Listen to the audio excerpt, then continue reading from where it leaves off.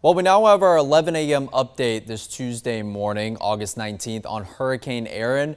Hurricane Erin has been doing some fluctuating as far as its status goes, rapidly intensified from a Category 2 into a Category 5 hurricane basically overnight between Saturday and Sunday. Then it underwent an eyewall replacement cycle, went down to a Category 3 storm.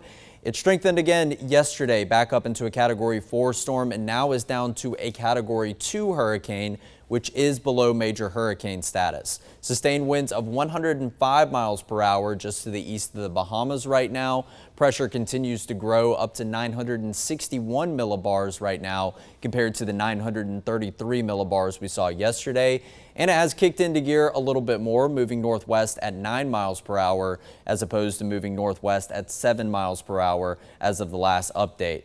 So taking a look at the path associated with Erin, you can see that it is going to continue up to the north and the northwest before finally sometime early tomorrow morning shifting gears and moving up to the north and then eventually starting to curve up to the northeast away from the Atlantic coast of the United States. Now with this latest update on Hurricane Erin, it does have it just maintaining Category 2 status as opposed to re-strengthening back into a Category 3.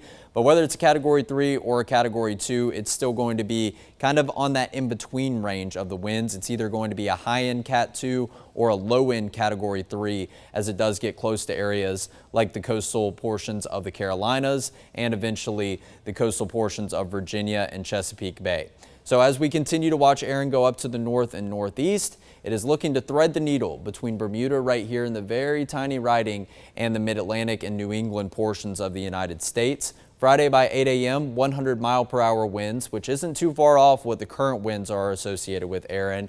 And then as it continues to move up into the northern Atlantic Ocean, by Saturday it should be a Category 1 storm and then eventually weakening fairly quickly by the end of the weekend into a remnant low pressure system. But Erin has already warranted a couple watches and warnings. We can see up the Atlantic coast as we go into coastal areas of North Carolina, specifically the Outer Banks area. So Kill Devil Hills, Hatteras, getting down to Morehead City.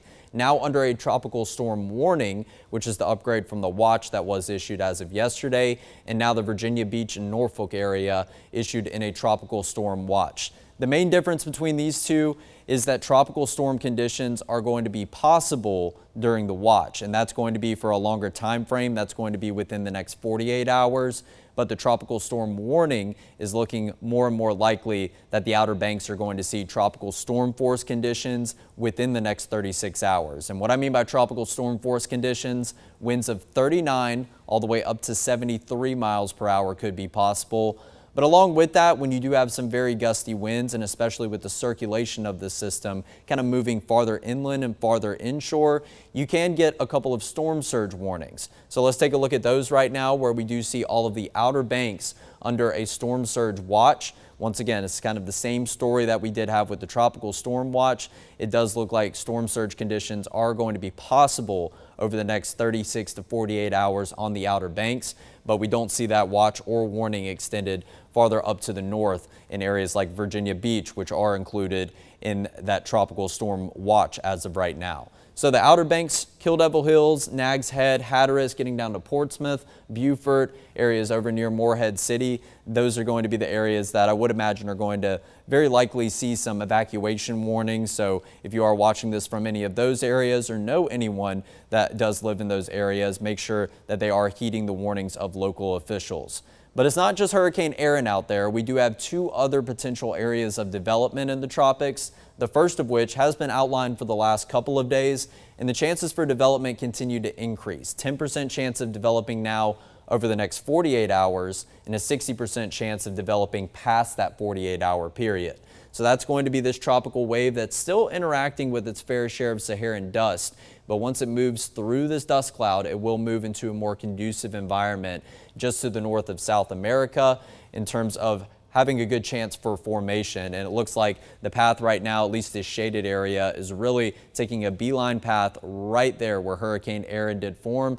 and as it has moved in the northern Caribbean and north of areas like Puerto Rico, Hispaniola, and eventually Turks and Caicos and the Bahamas. But past that, it's still anyone's best guess about where this potential system could head. So we are going to continue to keep a close eye on it, since especially areas in the southeast are going to be directly to the west. And if this is to continue farther in the direction that's already headed, you see Miami, Jacksonville, Macon, all within the vicinity of this, and it does look like it has pretty good chances of developing. However, it may not be our next named storm, because we now have a new tropical wave that has just moved off the west coast of Africa, located right now just south of Cape Verde, those islands right off the west coast of Africa. And it does have a 30% chance of developing over the next 2 days and over the next 7 days.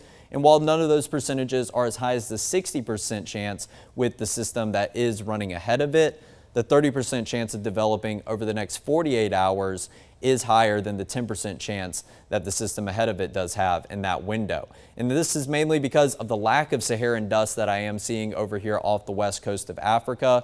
So it's running into a more conducive environment for development a little bit earlier than the system running ahead of it. So we'll continue to keep a close eye on both of these systems, but it's going to be late next week at the earliest if this system is to get its act together and impact maybe some land masses in the U.S. And it's going to be even longer if this system does get its act together, form into something of a named storm, and we still do not have a very good idea about where this system may or may not head.